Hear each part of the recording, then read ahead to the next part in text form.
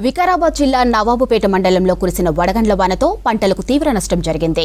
ఆర్కతల గ్రామంలో 40 ఎకరాల్లో మిరప, మొక్కజొన్న, టమాటా పంటలు ధ్వంసమయ్యాయి.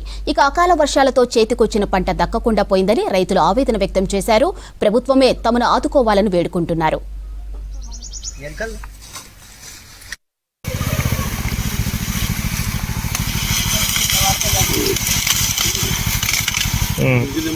ఆశపడి మాకు పంట ఇప్పుడు ఫస్ట్ పత్తి ఉండే, పత్తి తీసేసి మొక్కజొన్న, జొన్న, ఉల్లిగడ్డ, టమాటా అవన్నీ కూరగాయలు సాగు చేసాం సార్.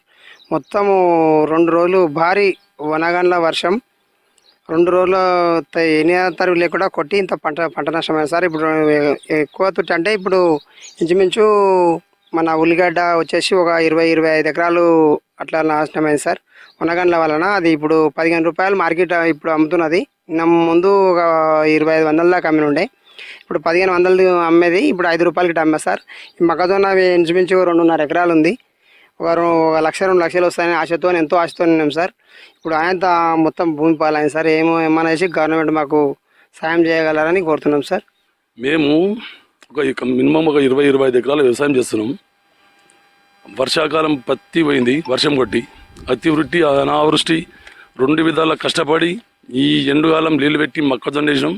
ఆ మొక్కజొన్నకు రైట్ అనక పగలనక ఈ పందుల బెడద సోలార్ పెట్టి నైట్ అంతా చేను కాడ వండుకుంటే ఈ వర్షాకాలం దిక్కని వడగాళ్ళు పడి ఒక విపరీతమైన వేడుపు దుఃఖం వచ్చే స్థితి ఏవో గారు వచ్చి చూసిపోయారు.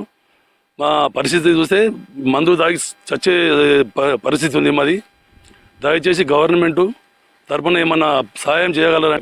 ఇప్పుడు ఏమైనా వడగల వాడమని మొత్తం భూనాశనం అయింది. అది ఏమి పనికిరాదు. పంట చేతికొచ్చే సమయానికి మక్క, జొన్న, టమాటా, క్యాబేజ్ పోయింది పనికి రాకుండా. అయితే సోర చెట్లు పోయినాయి. ఒక చెట్టు అయితే సోర చెట్లు అయితే పనికి రాకుండా పోయినాయి.